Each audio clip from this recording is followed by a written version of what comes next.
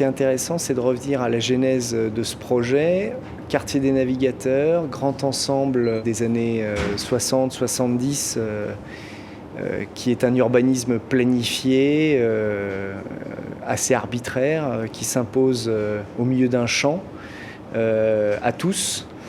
Et on est aujourd'hui en 2020, une trentaine d'années plus tard, et là on est dans un morceau de ville où, à l'inverse complète, la transformation ou l'évolution de ces quartiers, elle est pleinement ancrée dans une concertation, dans une discussion avec des habitants.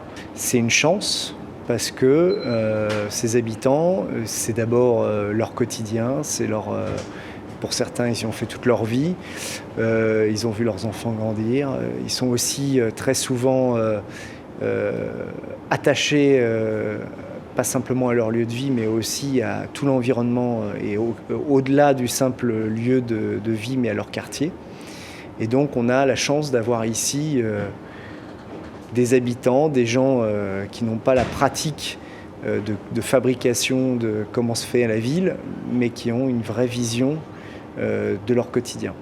L'expérience de qu'on a eu de travailler avec ces habitants pendant de nombreux mois, elle est passionnante à 3 niveaux. Le premier niveau d'abord, c'est d'une réflexion, d'un partage de leur quotidien pour pressentir, sentir ce qui va pas. Souvent des discussions à cœur ouvert sur des sujets complètement différents, sur une manière aussi de hiérarchiser ce qui est important et ce qui l'est moins. Et ça, c'est très important pour nous les urbanistes, architectes, urbanistes, paysagistes, autant qu'on est, pour avoir cette approche sensible des lieux.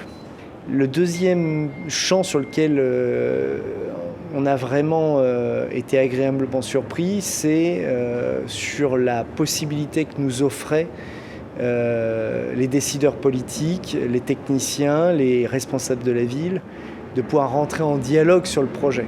Et surtout, de pouvoir accepter qu'il y avait une contradiction possible, que la disposition de débat était possible, qu'on n'avait pas nécessairement on n'était pas nécessairement d'accord, mais en tout cas, il y avait une capacité d'organiser un débat autour d'autres possibles que ceux que l'urbaniste ou les élus auraient pu choisir.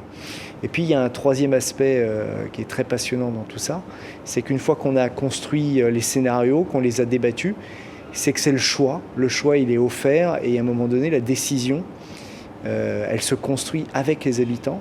Et donc, il est en pleine conscience de ses actes et il a une capacité de pouvoir justement apporter une partie de la décision, en tout cas de porter une partie de la décision, ce qui a conduit à un courage politique de dire on va faire voter parce qu'on a conscience qu'au point où on en est arrivé, les habitants ont acquis la maturité de la décision, des choix possibles, et donc on ouvre le vote aux habitants qui ont participé à la concertation, mais aussi à tout le quartier.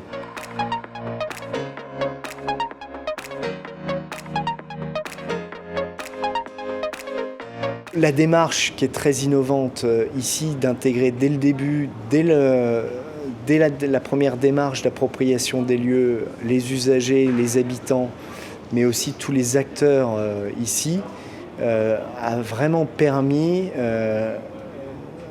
de construire une idée globale partagée, une vision globale de ce qu'était le quartier dans la ville, ce qui était attendu, ce qui ne l'était pas, ce qui était nécessaire, ce qui ne l'était pas, par tous.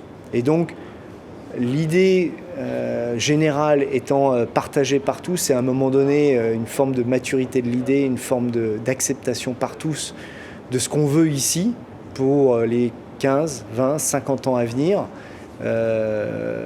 permet à partir de là de basculer dans comment on fabrique le projet. Cette première étape, elle est extrêmement importante parce qu'elle valide pour le décideur politique le fait qu'il y a projet urbain et qu'il y a une envie derrière de faire évoluer les choses. Ce que ça apporte derrière dans le reste de la ville, c'est que ça montre que le citoyen, mais au sens large, l'usager, il est pleinement nécessaire de l'intégrer très tôt en amont, parce que d'abord, il en a une expérience, c'est lui qui a peut-être qui fait le meilleur diagnostic sensible des situations sur lesquelles on travaille. Elles sont souvent elles émanent directement de ce qu'il ressent, de ce qu'il voit, de ce qu'il vit. Et donc, c'est souvent les premières idées qui sont les meilleures pour démarrer une histoire urbaine comme ça. Il faut accepter d'être poreux, d'être à l'écoute, d'être dans une situation aussi où on accepte la contradiction, où on a le droit de ne pas être d'accord. Ce qui nous convainc de plus en plus dans toutes ces démarches-là, c'est que le processus, quand on arrive, a déjà commencé, il y a déjà un questionnement, mais surtout il va se prolonger après notre départ. Et ce qui nous intéresse beaucoup, c'est la manière dont les habitants vont s'approprier le projet et vont pouvoir continuer à faire le projet sans nous. Nous, on intervient, on n'est que de passage. Et c'est vrai que si on ne fait que passer, il faut derrière transmettre. Et on est uniquement là pour accompagner cette transmission.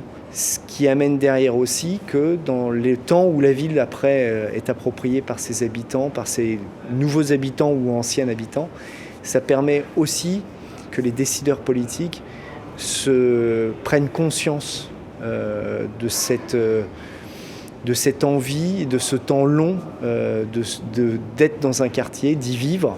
Alors il y a une discussion du quotidien, nécessairement, que l'usager, l'habitant apporte, mais il y a aussi cette discussion du temps long, qui est trop souvent écartée dans le projet politique et qui là le permet.